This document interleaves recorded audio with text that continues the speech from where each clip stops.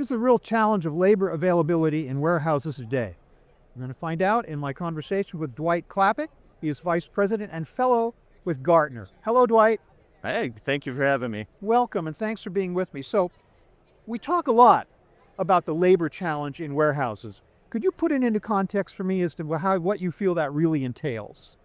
Yeah, so Gartner research finds that when we ask customers, what's motivating them to look at robots and automation, continues to be labor and labor cost. Okay. Now, we've actually seen a little switch over the last couple of years. A few years ago, labor availability was a bigger driver. Labor cost is kind of taken over the last year. We believe in talking to clients, one of the reasons for that, they still have all the labor availability issues, but they've been trying to pay their way out of it. So offering incentives, bonuses, higher hourly rates. And now they're just like, that's not sustainable. I can't just keep doing that. So now they're coming back looking at automation. Right. But I think the fundamental, some people think that labor issue is going to go away.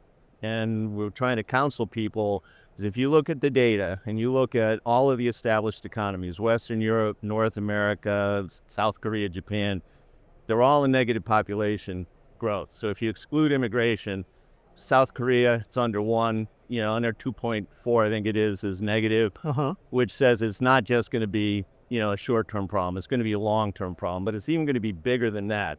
The short-term thing is I can't find enough labor, but think about it, if there aren't enough people working for me, there aren't possibly enough people buying my product.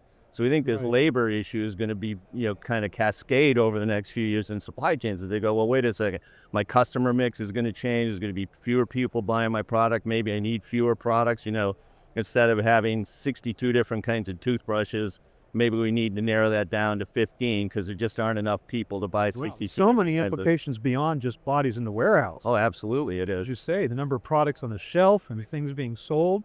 And it's not just a question of, well, today's kids, as we call them, they don't want to work in a warehouse. The question is they're just not even available. Well, that's right. It's not. And it is a much bigger. Now, yes, the longer term is going to be years out where the labor challenge is today. But I think supply chains, we're already starting to see this projections will only have 4, maybe 5 automotive companies in the next decade. Wow. We're seeing consumer goods companies reduce their product line because they're just not making any money because that used to be the thing. How did you grow? You expanded your product line. Well, now they're seeing consolidation. We'll continue to see consolidation in businesses. Okay, so I'm a warehouse and I say, do you describe that problem to me? Easy.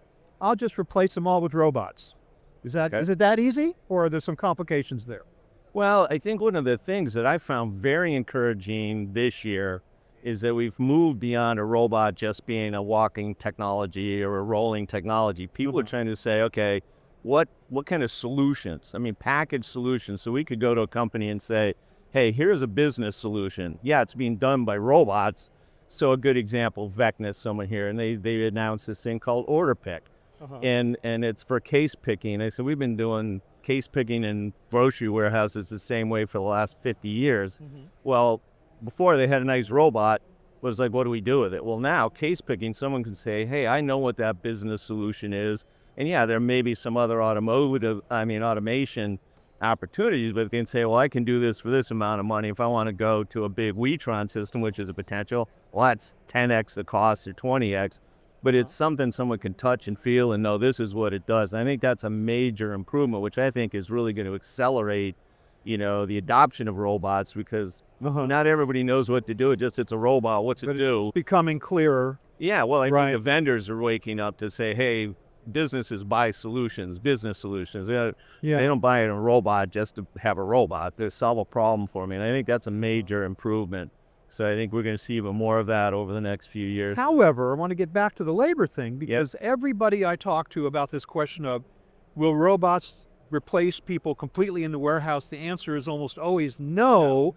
We're still going to need some people who work side by side to design, to program, to maintain. Right. So we're back to the problem of bodies, of human people. That hasn't been solved. Well, we'll never solve. I mean, don't believe we're all going to be replaced by robots, but the number of people and what we're finding is replacing the jobs that the people really don't want anyhow. You think about loading a truck in Houston in July, it's 140 degrees in the truck. companies, even if they can get someone to do that, they might last a few days. Yeah. So those are the jobs that I think are going to be first taken over by robots. I mean, the potential for Gen AI, though, longer term, as it takes over even some of those other jobs of helping Right. program. If I can have a verbal conversation with a robot as opposed to having to write code, that's going to be easy. But I often talk, people ask me about the dark warehouse, lights out, and I go, Yeah. I don't know if we'll ever get completely dark.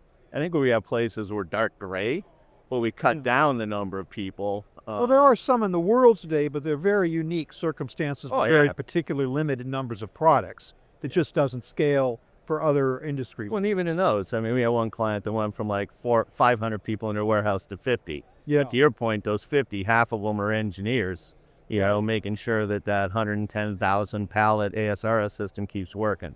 And so we're still going to have that, but you can scale that workforce a little better than you can scale some of the others. So that's a nice natural place for the automation to Right. take those other. So when it comes to getting companies to spend the necessary investment on these new systems, is it a question of having to talk them into it and show them the ROI, or is it in fact a type of burning platform where they have no choice but to do it and they don't have to be sold on it, they're just making the investment? Well, it's a combination. That's why I'm encouraged by the solutions. Yeah. Because in the past, they had to figure out what to do with it. And if you've been around, we've both been around, that was the problem we had with RFID in the early 2000s. It was Right. great technology looking for a problem.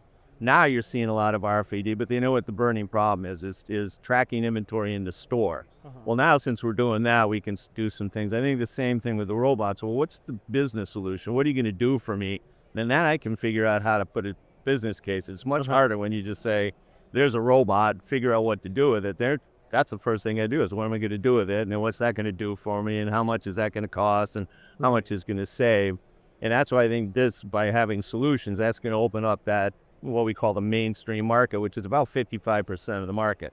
The robot market 2 or 3 years ago, we call early adopters. These are people, if you ever seen a Gartner hype cycle, far left, these are people that have the kind of culture. They like to build a lot of their own stuff. They want to be in the forefront.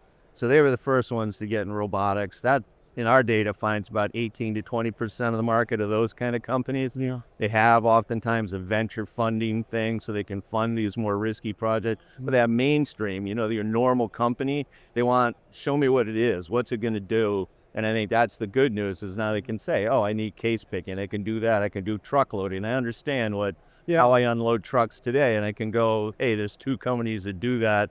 And I can evaluate them. Before is like, oh gosh, I wish there was something that would unload trucks. But are we past the trough of disillusionment? No, we're coming. Some solutions are further along. When we do our hype cycle on robots, we break it down because some types of solutions are further along than others. Humanoid robots are still on the far left, for example, but you're seeing some progress there with agility and others here. So it's really going to depend on the specific solution. So a Locus or a Geek Plus, kind of a goods to person or collaborative picking, those are further to the right. So they kind of pass specific applications. Yes, Clear uses for that. Exactly. Interesting. Well, Dwight, thank you so much for bringing some nuance to a very complicated question about warehouse operations, labor availability. Really appreciate your time. Thank you. Well, thank you. Appreciate the opportunity. We have a great day now. I've been speaking with Dwight Klappich of Gartner. Thank you very much for watching.